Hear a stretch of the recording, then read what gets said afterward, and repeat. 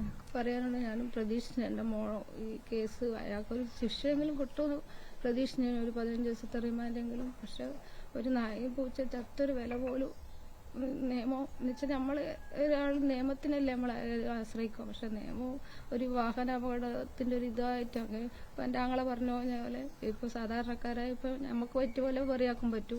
ഇപ്പോൾ ഏതൊരാൾക്കുള്ളൊരു ശത്രുത ഉണ്ടെങ്കിൽ ഇപ്പോൾ വാഹനം ഇടിച്ചു കഴിഞ്ഞാൽ ചത്ത് അവക്കൊന്നു കഴിഞ്ഞാൽ വാഹന അപകടമല്ലേ, അങ്ങനെയാക്കി കേസൊക്കെ തള്ളിപ്പോവും. ഒരു ജീവൻ ഒരു വില എന്ന് പറയുന്നത് ഇപ്പോൾ ഈ സമൂഹത്തിലില്ല. നമ്മളെപ്പോലത്തെ സ്ഥിതി ഇനി ഒരാൾക്കും വരാൻ പാടില്ല. അതുകൊണ്ട് ഈ നിയമം മാറിയിട്ട് ഒരു പുതിയ നിയമം തന്നെ വരണം. വാഹന അപകടമായാലും അതൊരു ശിക്ഷിക്കുന്ന നടപടി തന്നെ വേണം എന്നാണ് പറയുന്നത്. ഇപ്പോൾ ഗൾഫിലെല്ലാം കാണുന്നില്ലേ വാഹനാപകടത്തിൽ ശിക്ഷ, അതേപോലത്തെ ശിക്ഷ തന്നെ കേരളത്തിലും വരണം.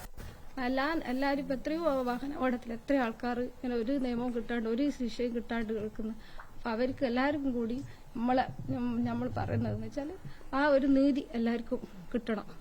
അതുകൊണ്ട് പിന്നെ ഈ നിയമം മാറിയിട്ട് പിന്നെ വാഹനം അപകടമായാലും അത് ചെയ്യുന്ന അവർക്കുള്ള ശിക്ഷ ഗൾഫ് നാടുകളിലുള്ള പോലെ തന്നെ കേരളത്തിലും വരണം എന്ന് തന്നെയാണ് എൻ്റെ ആഗ്രഹം. അതാണ് നമ്മൾ പറയുന്നത്. നമ്മൾ കുടുംബങ്ങൾ പറയുന്നത് എൻ്റെ മോക്കും എൻ്റെ അമ്മേനെ എനിക്ക് നഷ്ടപ്പെട്ടു. അതുകൊണ്ട് ഇനിയൊരാൾക്കും ഇങ്ങനെ വരാൻ പാടില്ല. അതുകൊണ്ട് അവന് പരമാവധി ശിക്ഷ എത്രത്തോളം പോകാൻ കഴിയുന്ന അത്രത്തോളം ശിക്ഷ കിട്ടണം. ഒരു ദിവസമെങ്കിലും അവൻ ജയിലിൽ 2 ദിവസം ജയിലിൽ കണ്ടിട്ട് എത്ര സങ്കടം ഉണ്ടാവില്ലേ. ഒരു പുഷ്പം പോലെയല്ലേ അവൻ ഇറങ്ങിപ്പോയത്. അതുകൊണ്ട് ഓനുള്ള ശിക്ഷ കിട്ടണം തന്നെയാണ്